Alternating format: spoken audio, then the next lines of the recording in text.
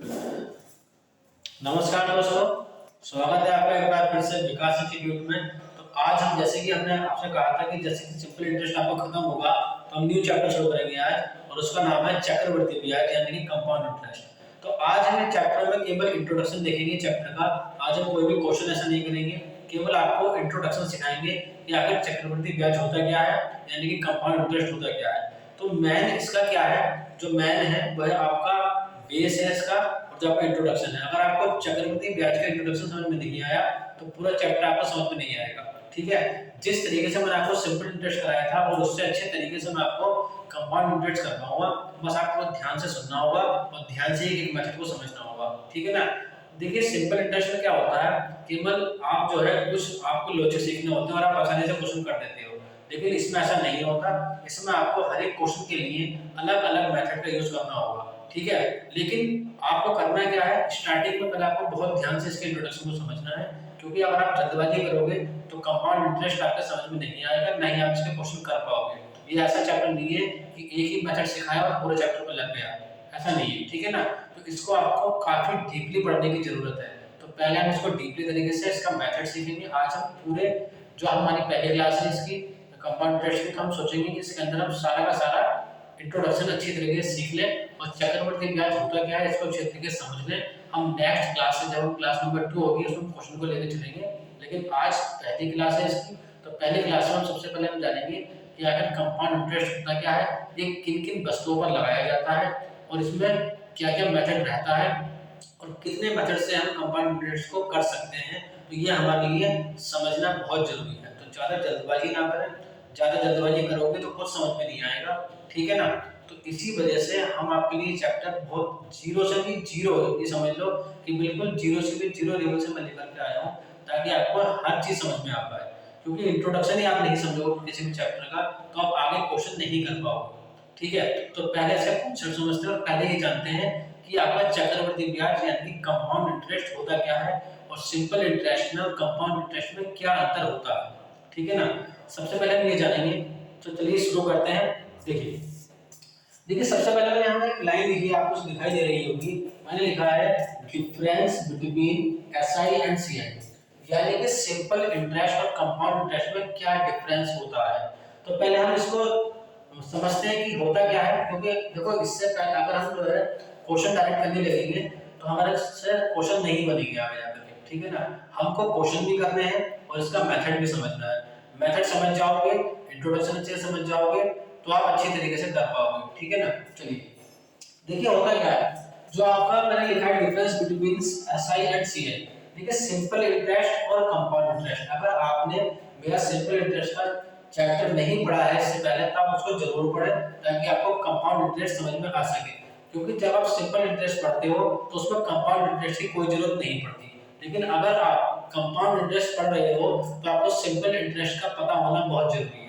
ऐसा नहीं है कि आप डायरेक्टली कंपाउंड इंटरेस्ट का चैप्टर पढ़ रहे हो, आप जो है अगर ये वाला चैप्टर पढ़ रहे हो तो इससे पहले एक बार सिंपल इंटरेस्ट को जरूर पढ़ लें, तभी ये चैप्टर अच्छे समझ में आ पाएगा आपके। ठीक है ना। चाहे आप किसी भी टीचर से पढ़ रहे हो, मैं आपको यही सलाह दूंगा कि आप कंपाउंड इंटरेस्ट को तब पढ़ें, क्योंकि जब आप सिंपल इंटरेस्ट पढ़ रहे होते हो तो कंपाउंड इंटरेस्ट की वहां जरूरत नहीं पड़ती है। लेकिन जिस टाइम आप कंपाउंड इंटरेस्ट पढ़ोगे तो आपको सिंपल इंटरेस्ट आना चाहिए, तभी आप अच्छी तरीके से कंपाउंड इंटरेस्ट को समझ सकते हो। ठीक है। चलिए तो देखिए यहाँ पर जो सबसे मेन बात है क्या है, मैंने लिखा है डिफरेंस बिटवीन एसआई एंड सी। तो पहले हम ये समझते हैं कि सिंपल इंटरेस्ट क्या होता है। मैंने आपको पहले ही बताया। देखिए सिंपल इंटरेस्ट होता है जब आप किसी किसी व्यक्ति से, जैसे मान लीजिए आपने 2000 को उधार लिए। ठीक है ना।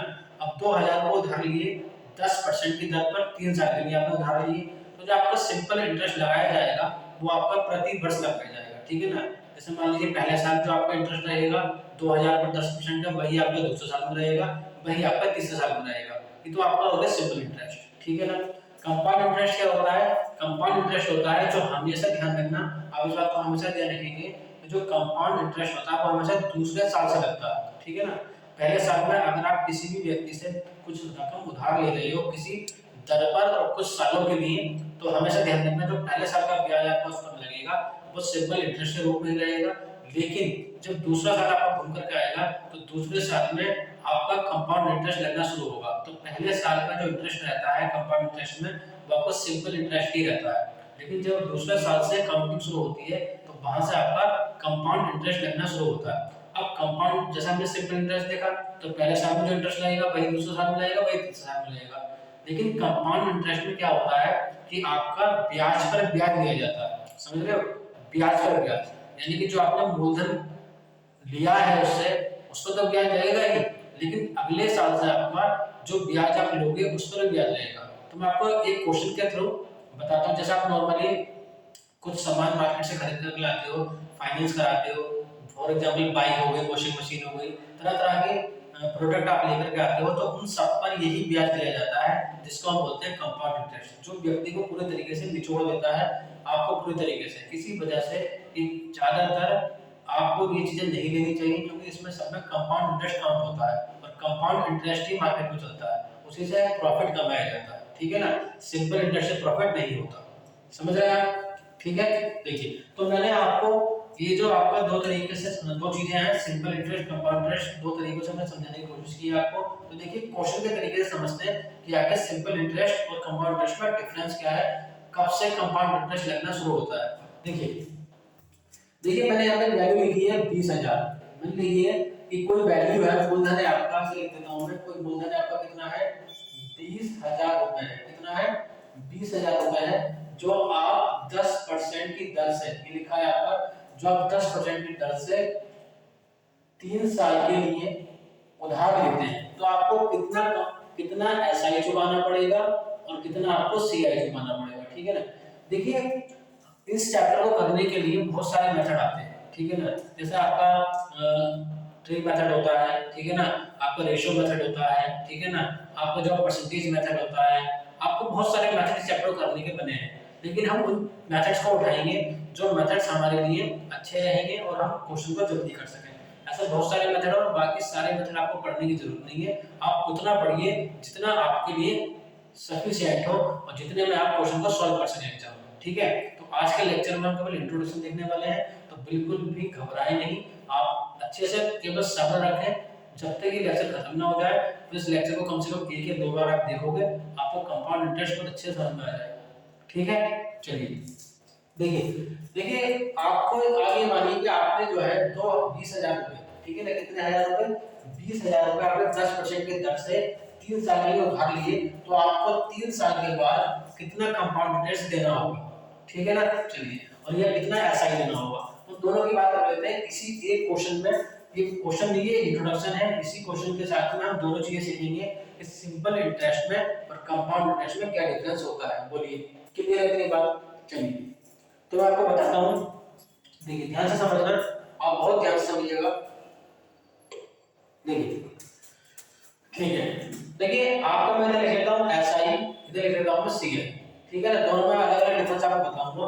देखिए 3 साल के लिए बात हो रही है, तो इधर लिख लो फर्स्ट ईयर, इधर लिख लीजिए सेकंड ईयर, इधर लिख लीजिए थर्ड ईयर, यानी कि आपको 3 साल का ही एसआई बताना है, 3 साल का ही सीआई बताना है। चलिए इधर भी आप लिख लीजिए फर्स्ट ईयर, इधर भी आप लिख लीजिए सेकंड ईयर, और बहुत ध्यान से समझना, बिल्कुल भी छोड़ना मत चीज को, ठीक है, जब आपको समझाता हूं। अब देखिए देखिए अगर आप 20,000 का कितना परसेंट 10%, ठीक है ना, तो आपको पता है कि 10% की जो फ्रैक्शन वैल्यू होती है 1/10 होती है, तो मैं डायरेक्ट निकाल लेता हूं यहाँ पर, यहाँ मैं निकालूंगा यहाँ पर 20,000 का, ठीक है, 10% अगर मैं निकालूं तो कितना आएगा 2,000 आ जाएगा, 2,000 रुपए आ जाएगा। बोलिए इतनी बात समझ में आ रही है। यानी कि पहले साल में जो आपको इंटरेस्ट देना होगा वो 20,000 का 10% एक साल का है, यानी कि 20,000 रुपए पर 10% का ब्याज आपको एक साल का लगेगा और 3 साल आपको निकालना है। तो पहले साल का आप निकालोगे 20% का, 20,000 का 10% तो कितना आ जाएगा 2,000, यानी कि सिंपल इंटरेस्ट के रूप में आपको पहले साल कितने रुपए खर्च करने होंगे 2,000 रुपए। कितने रुपए ब्याज देना होगा उसका 2,000 रुपए का, और सिंपल इंटरेस्ट में दूसरे साल का कितना होगा, ये भी आपका कितना होगा 2,000 रुपए, और तीसरे साल में कितना होगा आपका 2,000 रुपए। टोटल अगर देखें तो टोटल 2 4 6, तो 6,000 रुपए आपको ब्याज देना होगा, किसमें सिंपल इंटरेस्ट के रूप में। तो अगर मैं बात करूं यहाँ पे सिंपल इंटरेस्ट की, अगर मैं ये कहूं कि जो सिंपल इंटरेस्ट था आपका वो टोटल कितना है आपका 3 साल का 6,000 रुपए, यानी कि आप क्वेश्चन देख रहे हो कि 20,000 रुपए आपने उधार लिए 10% की दर से 3 साल के लिए, यानी कि प्रति वर्ष आपका 10% का ब्याज लगेगा। तो आपने 20,000 का 10% निकाला तो कितना है 2,000, यानी पहले साल का 2,000 सिंपल इंटरेस्ट हो गया, दूसरे साल में भी उतना ही लगना है और तीसरे साल में भी उतना लगना है। टोटल कितना हो गया आपका 6,000। ये आपका सिंपल इंटरेस्ट हुआ। जब आपका सिंपल साल के साल आपको सिंपल इंटरेस्ट देना पड़ेगा, जितना आपको फर्स्ट ईयर में देना होगा उतना ही आपको दूसरे साल में देना पड़ेगा, उतना ही आपको तीसरे साल में देना पड़ेगा। क्लियर है इतनी बात। अगर हम बात करें कंपाउंड इंटरेस्ट की, अब देखिए मैंने क्या कहा कि जो कंपाउंड इंटरेस्ट आपका लगता है वो हमेशा दूसरे साल से लगता है। पहले साल में आप उसी रूप में ब्याज दोगे, किस रूप में, सिंपल इंटरेस्ट के रूप में ब्याज दोगे।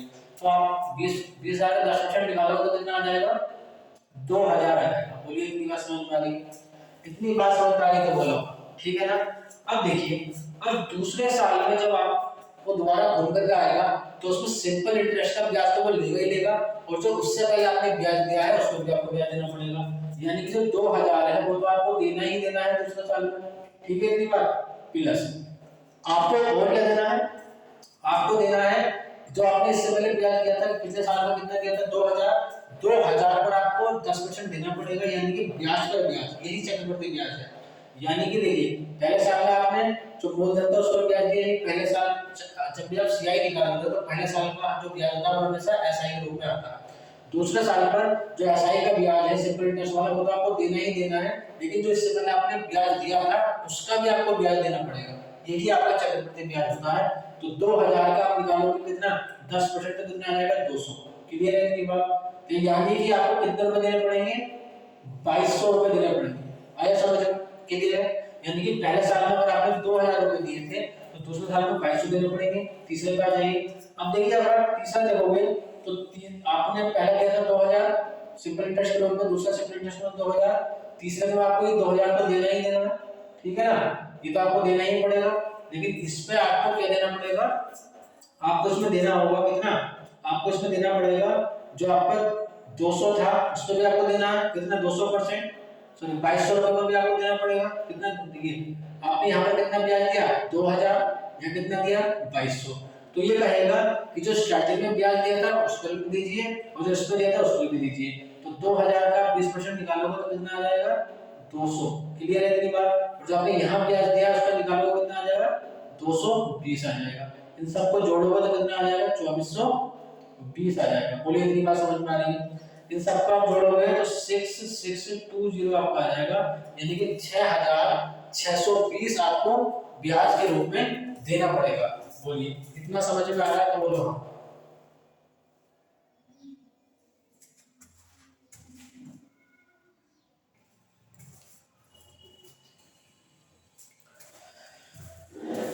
तो जैसा कि मैं आपको बता रहा था अभी कि आपका एसआई और सीआई में क्या डिफरेंस होता है, ठीक है ना। तो देखिए आपको आपने ये निकाला जो आपने टेक्निकल प्रॉब्लम हो गई थी, ठीक है ना। देखिए हमने निकाला सिंपल इंटरेस्ट पहले साल का 2,000, दो साल का 2,000, तीन साल का 2,000, तो आपको 6,000 आ गए थे। यानी कि आपको जो 3 साल में पूरा सिंपल इंटरेस्ट देना पड़ा वो कितना था 6,000 आपका। हमने अब निकाला कंपाउंड इंटरेस्ट। तो मैंने बताया कि जो कंपाउंड इंटरेस्ट आपका होता है पहले साल में हमेशा क्या लगता है, वो एसआई के रूप में लगता है, यानी कि 2,000 आपको देना पड़ेगा। अब जैसे नेक्स्ट ईयर आएगा तो जो आपको सिंपल इंटरेस्ट देना पड़ता है 2,000 वो आपको देना ही पड़ेगा, लेकिन इससे पहले जो आपने इंटरेस्ट दिया है 2,000 उस पर भी आपको ब्याज देना पड़ेगा। कितना परसेंट, 10% का।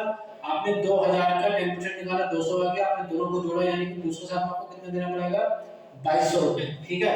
तीसरे साल में देखिए जो आप 2,000 देने चले आ रहे हो तो आपको देना ही देना है, फिर आपको इसका यानी कि जो स्टार्टिंग का ब्याज था उसका 10% आपका ये आ गया, फिर आपने दूसरे को दिया 2,200 रुपए उसका 10% आपका ये आ गया, और आपने उसको जोड़ा तो कितना आ गया 2,420 रुपए आ गया।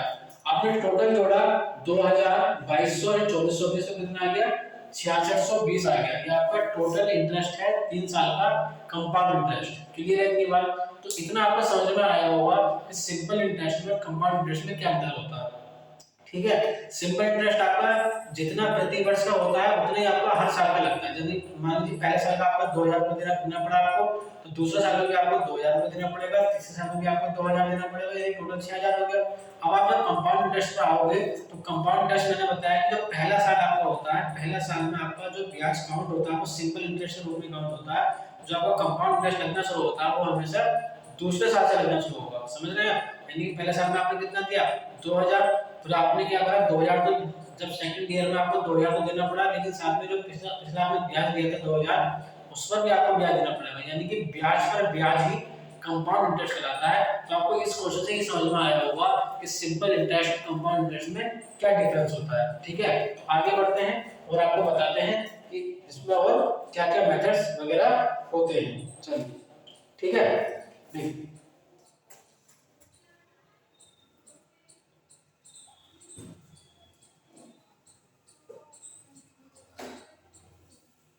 चलिए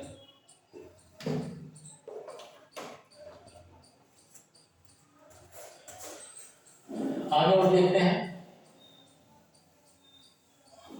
ध्यान से समझना, बस कहीं भी मिस मत करना लेक्चर को। ठीक है, देखिए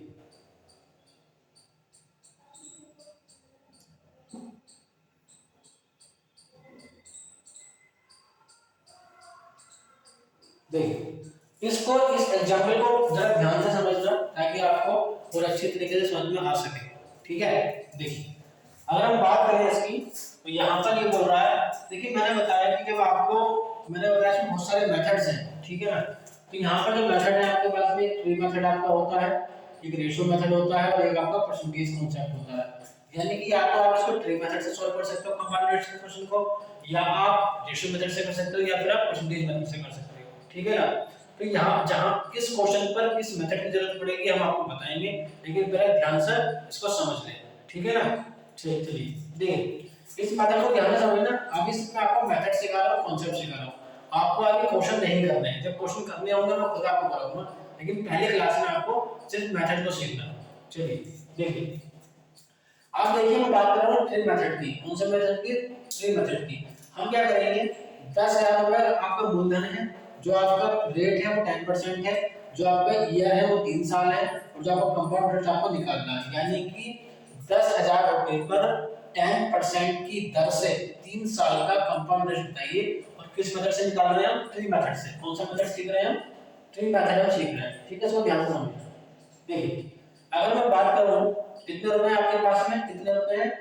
10,000 रुपए। कितने? 10,000 रुपए 10% की दर से, और कितने साल का? 3 साल का निकालना है। तो देखना ध्यान से समझना, ये समझ लो ये पहला साल है, ये आपका दूसरा साल हो गया, ये आपका तीसरा साल, यानी कि 3 साल का।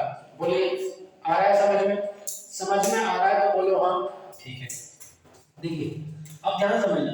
अब मान लीजिए पहले साल में जो आपका ब्याज आएगा 10,000 का 10% आप निकालोगे। अगर आप 10,000 का 10% निकालोगे तो कितना आएगा?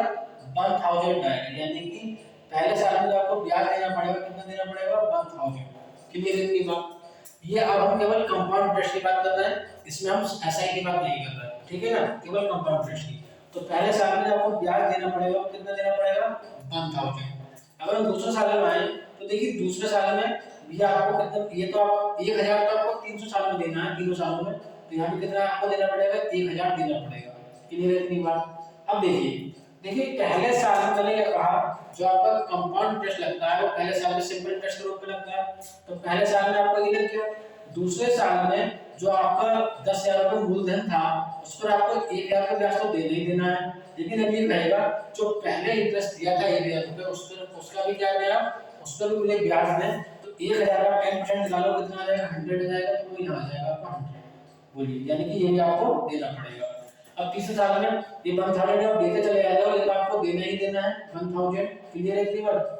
अब ये जो आपने पीछे जितने भी ब्याज दिए हैं सब पर आपको इंटरेस्ट देना पड़ेगा, यानी कि किसी एक का भी देना पड़ेगा। तो इस 1000 का आप ब्याज निकालोगे, 1000 का 10% निकालोगे तो कितना आ जाएगा? 100 आ जाएगा। बोलिए इतनी बात समझ में आ रही है? आपको जो ये वाला इंटरेस्ट आपने दिया था इसको भी आपको देना पड़ेगा। 1000 का 10% निकालोगे तो 100 आ जाएगा, और इस 100 का भी देना पड़ेगा। तो इस 100 का अगर आप 10% निकालोगे तो कितना आ जाएगा? बोलिए 100 का 10% निकालोगे तो कितना आ जाएगा? 10 आ जाएगा। बोलिए क्लियर है? इतनी समझ रहे हो ना? यानी कि आपने पहले साल में 1,000 रुपये ब्याज दिया, दूसरे साल में वो 1,000 रुपये आपको देने देना है, 10,000 रुपये वाला 10,000 का 10%, फिर जो ब्याज पीछे लगा उसको भी आपको देना है यहाँ पर। ठीक है ना, यहाँ पे दे दिया इस पर। ठीक है, फिर जब आप तीसरे साल में आओगे, तीसरे साल में 10,000 का आपको देना ही देना है। इस पर इसके पीछे जितने भी आपने ब्याज दिए हैं, ये वाला ब्याज दिया है इसका भी आपको देना पड़ेगा, इसका इसका भी आपको देना पड़ेगा एंड इसका भी आपको देना पड़ेगा। क्लियर है इतनी बात? तो अगर आप इसको ऐड करोगे तो देखिए कितना आ जाएगा।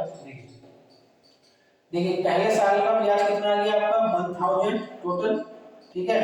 दूसरे साल का अगर आप निकालोगे तो कितना आ जाएगा 1100, ठीक है।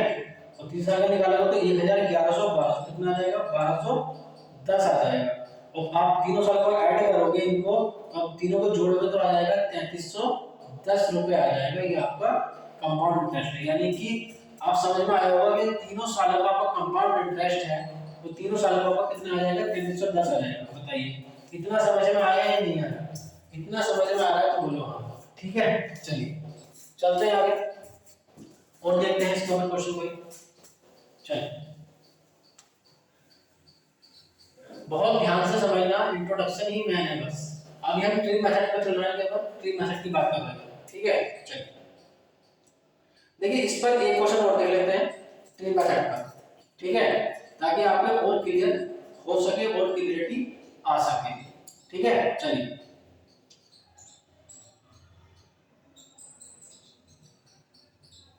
देखिए देखिए अगर हम बात करें, आप आपका इसमें क्वेश्चन चेंज है, कितना है 21,600 कितना है 21,600 रुपए, और कितना 16 से ही 2/3% की दर है और 3 साल है, और आपको क्या निकालना है सीआई निकालना है। क्या निकालना है आपको सीआई निकालना है। बोलिए क्लियर है इतनी बात? अगर इतनी बात क्लियर है तो बोलो हाँ। चलिए अब देखिए हमेशा ध्यान रखना है ट्री मेथड ज्यादातर यूज किया जाता है तो आप पर इस तरीके की जब दर आपको दे रखी हो, यानी कि फ्रैक्शन के रूप में आपको जब भी दर दे रखी हो, आप इस रूप में ज्यादा लगाने की कोशिश करोगे ट्री मेथड को, ठीक है। चलिए देखिए सबसे पहले आपको वही काम कर लो, ये आपका फर्स्ट ईयर हो जाएगा, ये आपका सेकंड ईयर हो जाएगा, ये आपका थर्ड ईयर हो जाएगा। 3 साल का आपको निकालना है और 16 से ही 2/3% की जो फ्रैक्शन वैल्यू होती है 1/6 है, ठीक है ना। इतनी होती है, आपको याद होनी चाहिए। अगर आपको सीखने की वैल्यू कहां से आती है तो मैंने आपको परसेंटेज चैप्टर में पढ़ाया है, आप उस परसेंटेज चैप्टर में जाकर उसको जरूर देखें, आपको और क्लैरिटी आ जाएगी, ठीक है ना। अब देखिए अब आप 21,600 का निकालो। अगर आप 21,000 लिखता हूं तो 21,600 का 1/6 निकालते हो तो कितना आ जाएगा 6 के 18 3600 आ जाएगा। यानी पहले साल का जो ब्याज हो जाएगा कितना आ जाएगा 3600। क्लियर है इतनी बात? दूसरा साल का ब्याज 3600 का आपको देना ही देना है, ठीक है। अब 3600 पर भी आपको ब्याज देना पड़ेगा, ठीक है ना। ब्याज पर ब्याज 3600 का 1/6 निकालोगे तो कितना आ जाएगा 100 आ जाएगा। बोलिए इतनी बात समझ में आ रही तो बोलो क्लियर है। अब देखिए तीसरे साल में 3600 का आपको देना ही देना है, समझ रहे हैं आप? 3600 का आपको देना ही देना है, इस ब्याज पर भी आपको देना पड़ेगा। अगर आप इस ब्याज पर दोगे तो 3600 का 1/6 कितना आ जाएगा 600 आ जाएगा, ठीक है।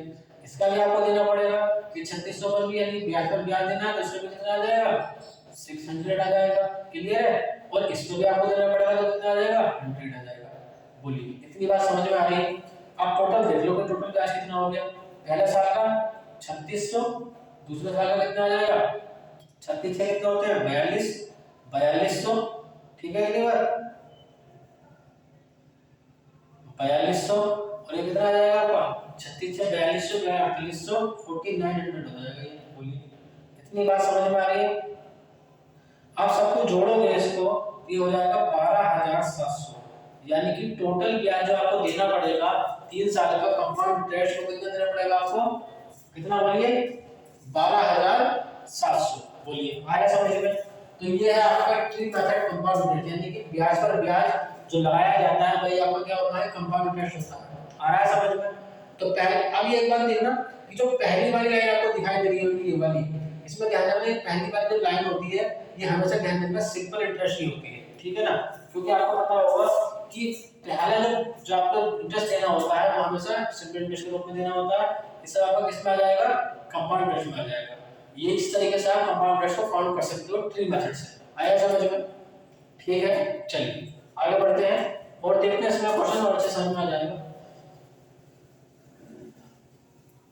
चलिए और देख लेते हैं।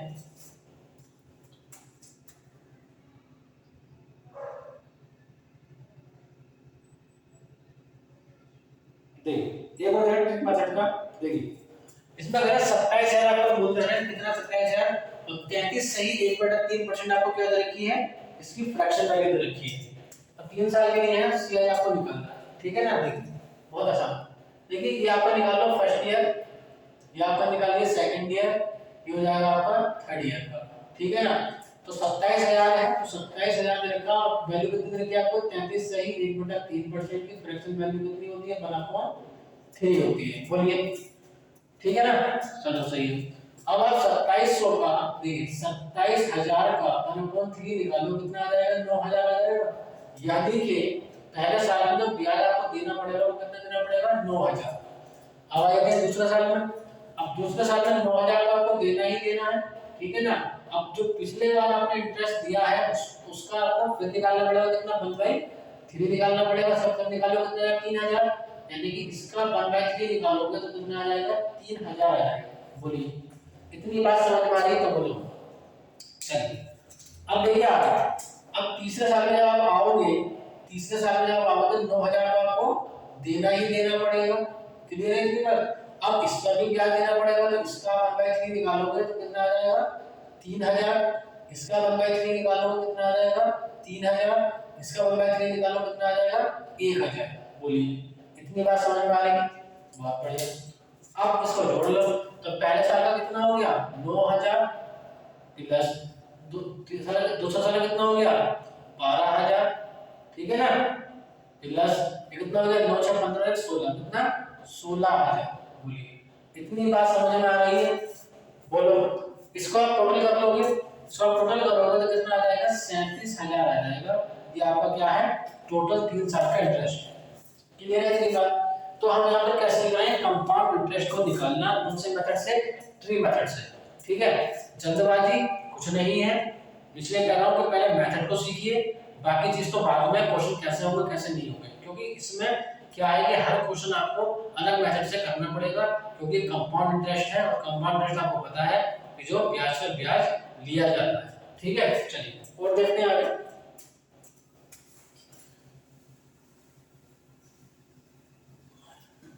चलिए देखिए आगे चलते हैं।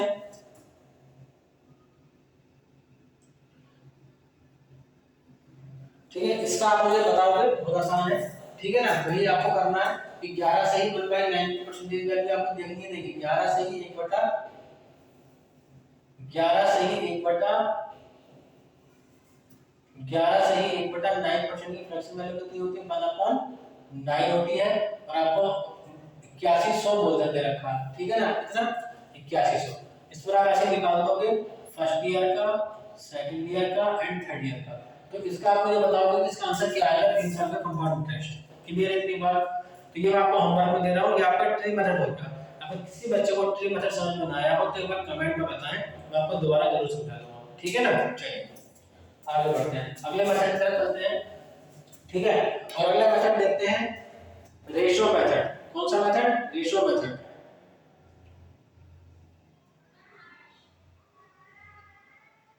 देखिए रेशियो मेथड, देखिए ये जो मैंने आपको सिखाया है कौन सा मेथड था, ये था आपका ट्री मेथड। अब कौन सा मेथड में सिखा रहा हूं आपको, रेशियो मेथड, ठीक है ना। तो देखिए रेशियो मेथड क्या है, इसमें देखिए ये क्या है कि जो आपके पास मूलधन आपने जो उधार लिया वो कितना है, 10,000 रुपए, कितना 10,000 रुपए। और कितने परसेंट की दर पर, 10% की दर पर, कितने साल के लिए, 3 साल के लिए। तो आपको क्या निकालना है, सीआई निकालना है। केवल हम किसकी बात कर रहे हैं, सीआई की बात कर रहे हैं, और इसी का हम कॉन्सेप्ट सीख रहे हैं। देखिए आगे देखिएगा, देखिए अगर हम देखें यहाँ पर तो फिर से आपको क्या करना है, देखिए जो भी वैल्यू आपको दे रखी है रेशियो मेथड में, कितनी देंगे, 10%। आपको सिंपल क्या करना है, 10% की फ्रैक्शन वैल्यू निकालनी, कितनी हो जाएगी, 1/10 हो जाएगी। बोलिए हमेशा ध्यान रखना है, नीचे वाली वैल्यू प्रिंसिपल होती है और ऊपर वाली वैल्यू हमेशा इंटरेस्ट होती है। क्लियर है इसके बाद, हमेशा इसके वो बनाओगे, रेशियो बनाओगे प्रिंसिपल का और अमाउंट का। किसका बनाओगे, प्रिंसिपल का और अमाउंट का रेशियो बनाओगे हमेशा। क्लियर है इसकी बात। देखिए प्रिंसिपल कितना है, 10 है, 10 पर 1 का ब्याज लिया जा रहा है, तो मूलधन कितना हो जाएगा, 11 हो जाएगा। बोलिए क्लियर है इतनी बात, इतनी बात समझ में आ रही तो बोलो। अब आपको करना क्या है, जब भी आपको इस तरीके का क्वेश्चन रेशियो मेथड से करना हो, ठीक है ना। देखिए क्वेश्चन वही है, अब आप किससे कर रहे हो, रेशियो मेथड से। पहले आप इसी क्वेश्चन को किससे कर रहे थे, ट्री मेथड से कर रहे थे, ठीक है। तो देखिए आपको कुछ नहीं करना, जो 3 साल या 4 साल जितने भी दे रखा हो आपको, बेसिकली 4 साल का क्वेश्चन बहुत कम आता है, 3 साल के लिए ज्यादा पूछा जाता है, लेकिन हम 4 साल का भी निकालना सीखेंगे, ठीक है ना। जैसे हम 3 साल का निकाल रहे हैं वैसे हम 4 साल का निकाल सकते हैं। तो देखिए 3 साल का जब आपको निकालना है तो केवल आपको उसका क्यूब करना है, इसका क्यूब एंड इसका क्यूब, क्लियर है। 10 का क्यूब होता है आपका 1000 और 11 का क्यूब होता है आपके पास 1331, क्लियर है मेरी बात। तो कितना ब्याज लगा, 331 का ब्याज लगा। आपको क्या निकालना है, कंपाउंड इंटरेस्ट निकालना है। तो देखिए इधर आपका जो प्रिंसिपल है वो कितना 1000, उधर आपका प्रिंसिपल कितना है 10000। तो आप क्या करोगे, 1000 बराबर किसका रखोगे 10000 के, ठीक है ना।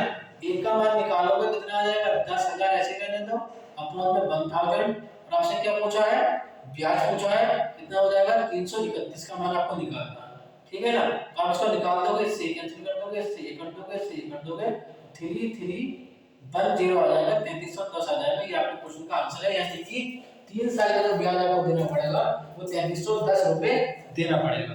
आया समझ में, ठीक है। कुछ नहीं करना, दोबारा समझा देता हूं। जितना भी मूलधन दे रखा हो, जो आपको परसेंटेज वैल्यू दे रखी है उसको फ्रैक्शन वैल्यू आपको लिख लेनी है। नीचे वाली वैल्यू आप जानते हैं हमसे प्रिंसिपल होती है, ऊपर वाली वैल्यू इंटरेस्ट होती है। प्रिंसिपल और अमाउंट का आपको रेशियो बनाना है, इसका दोनों का क्यूब कर देना है, दोनों का ब्याज निकाल लेना है, प्रिंसिपल बराबर प्रिंसिपल रख देना है और जिसकी वैल्यू पूछी है उससे आपको मल्टीप्लाई कर देनी है, ठीक है। चलिए आगे बढ़ते हैं। ये है आपका रेशियो मेथड कंपाउंड इंटरेस्ट निकालने का, ठीक है। चलिए आगे बढ़ते हैं। एक क्वेश्चन और ले लेते हैं इसके ऊपर ताकि आपको और अच्छे समझ में आ जाए। देखिए इस बार आपको 20000 रुपए दे रखे हैं और 10% आपको दे रखा है, बोलिए क्लियर है इसके बाद। क्वेश्चन वही है, बस फॉर्मूला आपका सॉरी जो आपका मेथड है वो अलग है। तो देखिए इस बार आपको कितने रुपए दे रखे हैं 20000, कितने 20000, कितने 10% की दर से दे रखा है और 3 साल के लिए, और आपसे क्या पूछा है सीआई पूछा है। चलिए तो वही काम करना है भाई, 10% की फ्रैक्शन वैल्यू 1/10 होती है, तो 1/10 आपने लिख लिया और ये आपका प्रिंसिपल है और ये आपका इंटरेस्ट है। तो आप किसका रेशियो बनाओगे, प्रिंसिपल का और अमाउंट का, तो पी आ जाएगा और ए आ जाएगा। पी कितना है 10 है, 10 पर आप 1 का ब्याज लोगे तो कितना आ जाएगा 11। अब आपको क्यूब करना है क्योंकि 3 साल का है, तो इधर क्यूब करोगे इधर क्यूब करोगे कितना आ जाएगा 1000 आ जाएगा, इधर क्यूब करोगे कितना आ जाएगा 133 आ जाएगा। कितना ब्याज होगा 331 का, क्लियर है इतनी बात सिंपल। इधर ब्याज कितना है 1000 और उधर ब्याज कितना है आपका 20000, ठीक है ना। एक का मान निकालोगे तो कितना आ जाएगा 20000 अपॉन में 1000, इससे ये कैंसिल, इससे ये कैंसिल, इससे ये कैंसिल, कितना बचा 20 बचा। आपसे वैल्यू किसकी पूछी है ब्याज की, तो आपसे 331 आपका ब्याज लगा तो 331 इसकी क्या कर दोगे मल्टीप्लाई कर दोगे, तो ये आपका आ जाएगा 6620 6620 आ जाएगा। ये आपका कंपाउंड इंटरेस्ट है। बोलिए समझ में आया, कुछ करने की जरूरत नहीं है, आपको केवल मेथड सीखने की जरूरत है, आराम से आप सीख पाओगे। बस पहली क्लास के लिए मुझे टाइम दे दो, या पहली क्लास को 1-2 बार जरूर देखोगे ताकि आपको कंपाउंड इंटरेस्ट निकालना समझना अच्छी तरीके से आए, ठीक है, तभी तो क्वेश्चन कर पाओगे। चलिए आगे बढ़ते हैं। देखिए चलिए एक मेथड और सीखते हैं, परसेंटेज मेथड, ठीक है ना, परसेंटेज कॉन्सेप्ट।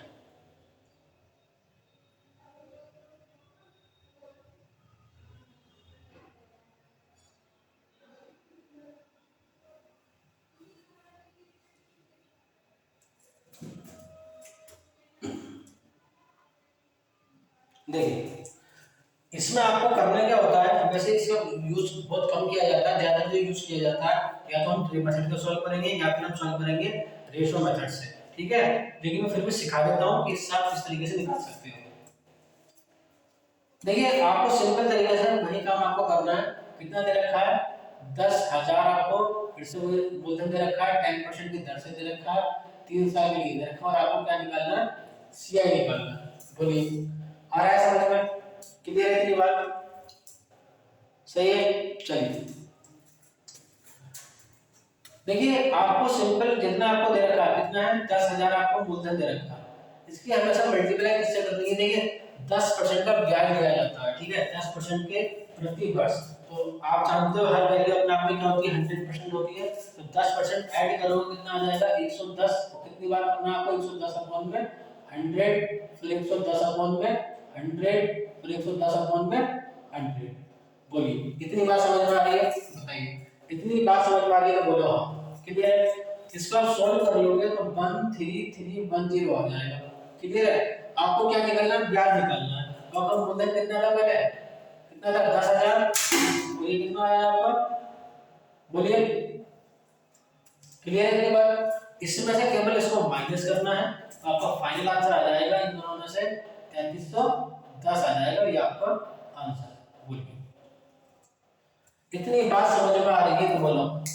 तो ज्यादातर जो मेथड सोल्व आपका कराया जाएगा जिस मेथड से, वो आपका ट्री मेथड या रेशियो मेथड रहेगा। और रेशियो मेथड सबसे बेस्ट मेथड है, ट्री मेथड भी बहुत कम यूज किया जाता है। तो जैसे जैसे मैं क्वेश्चन आपको करवाऊंगा, क्वेश्चन के हिसाब से आपको बताता रहूंगा कि कौन से मेथड में किस चीज की डिमांड की जा रही है। लेकिन पहली क्लास को अच्छी तरीके से समझे, ये आपकी इंट्रोडक्शन क्लास थी। तो मैंने ऐसा आपको सबसे पहले क्या बताया कि एसआई और सीआई में क्या डिफरेंस होता है, क्वेश्चन के माध्यम से मैंने आपको बताया कि सिंपल इंटरेस्ट और कंपाउंड इंटरेस्ट में क्या अंतर होता है। ठीक है?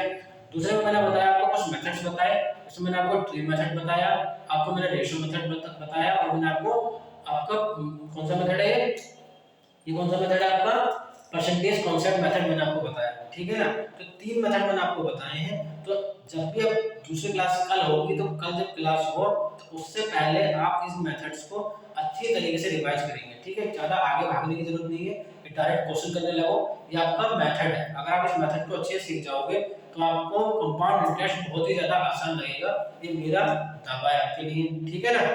तो इसीलिए आप अभी कुछ मेथड्स हो रहे हैं, जब मैं क्लास कराऊंगा कल तो उससे पहले मैं आपको कुछ मेथड और सिखाऊंगा, तो आप ज्यादा उससे पहले क्वेश्चन करने की जरूरत ना पड़े। ठीक है ना? पहले आप मेरे कहने से चलें अगर आप कंपाउंड इंटरेस्ट अच्छे तरीके से सीखना चाहते हैं। ठीक है? तो बने रहिए हमारे साथ में और हंसते रहिए, मुस्कुराते रहिए। जय हिंद, जय भारत। मिलते हैं आपसे नेक्स्ट वीडियो।